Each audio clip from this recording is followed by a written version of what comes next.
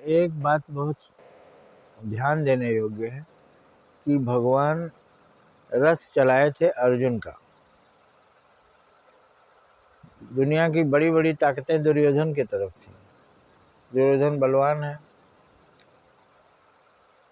उसकी सेना सबसे बड़ी थी और एक दृष्टि में सब लोग जानते थे कि दुर्योधन ही जीतेगा, क्योंकि दुर्योधन के पास बहुत बड़ी सेना थी। वो सबसे मदद मांग लिया था, श्री कृष्ण भगवान से भी मदद मांगा था कि आपके पास 17 अक्षौहिणी सेना है, वो सेना हमको चाहिए। उन्होंने कहा देखो दुर्योधन, अर्जुन भी हमसे सहायता मांगे हैं और तुम भी मांग रहे हो, तो एक तरफ मैं रहूंगा अकेले निहत्था, हथियार नहीं चलाऊंगा, दूसरी तरफ मेरी 17 अक्षौहिणी सेना रहेगी, तो कौन तुम चाहते हो?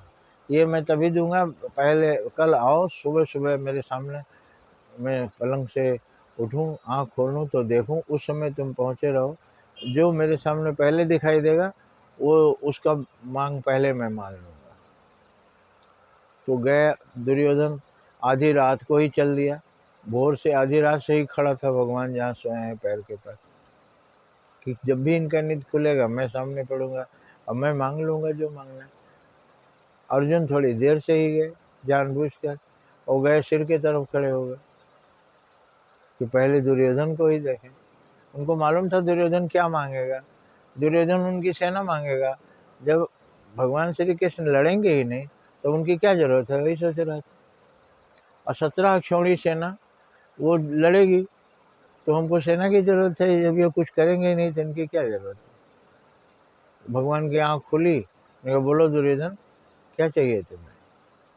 मुझे आपकी 17 अक्षौहिणी सेना चाहिए। ठीक है, तुम्हें मैंने दिया, ले जाओ हमारी सारी सेना तुम। अर्जुन आए, उन्होंने कहा श्री कृष्ण भगवान ने कि तुम इधर खड़े हो, मैंने तुम्हें देखा नहीं, तुम क्या चाहते हो? तो ले गया। तो अर्जुन ने कहा भगवान मैं जानता था दुर्योधन यही मांगेगा, आपकी सेना, मुझे चाहिए आप नहीं भी लड़ेंगे तो आप ही रहिए। ये सोचिए, भगवान हमारे बाप हैं, बहुत से बच्चे माँ बाप से उनकी संपत्ति मांगते हैं, कोई माँ बाप का आशीर्वाद नहीं मांगता, क्योंकि ये बूढ़े आदमी ये अब क्या करेंगे, कमाते नहीं है, अब ये क्या करेंगे, इनकी हमको क्या जरूरत है। देखिए इसमें कितना बड़ा सिद्धांत छिपा हुआ है कि भगवान से भक्ति मांगता है जो सच्चा भक्त है, और जो जो लालची भक्त है वो भगवान से धन दौलत मांगता है, शक्ति मांगता है, सेना मांगता है। तो भगवान स्वयं बोले हैं कि जो मुझसे भक्ति मांगता है उसको मुझे हमेशा ध्यान रखना पड़ता है, बहुत बड़ा चीज़ मांग लेता है, और जो कोई चीज़ मांग लेता है उसको मैं दे देता हूँ, छुट्टी मुझे मिल जाती है। तो 17 अक्षौहिणी सेना मांग लिया दुर्योधन।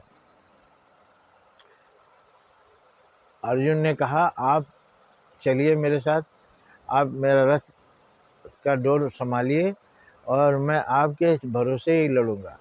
लेकिन बहुत से लोग जानते थे, धृतराष्ट्र जो दुर्योधन के पिताजी थे वो भी अंधे थे, लेकिन वो बोलते थे भगवान आप जिस तरफ में विजय उधर ही होगी, मेरा लड़का मूर्ख है जो सेना मांगा, आप जहाँ खड़े हो जाएंगे उसके सामने दुनिया की सारी सेना क्या करेगी।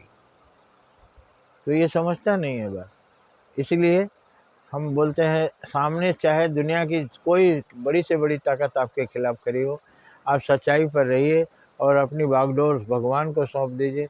जैसे अर्जुन ने श्री कृष्ण भगवान को अपनी बागडोर संभालने को दे दिया, और जीत किसकी हुई? अर्जुन की ही जीत हुई, दुर्योधन की जीत नहीं हुई। और ये उसके पिता धृतराष्ट्र बहुत पहले से बोलते थे कि मेरा लड़का मूर्ख है, आपसे सेना मांग के ले आया, आपको नहीं प्राप्त कर सका। अर्जुन भाग्यशाली है कि उसका रथ आप चला रहे हैं।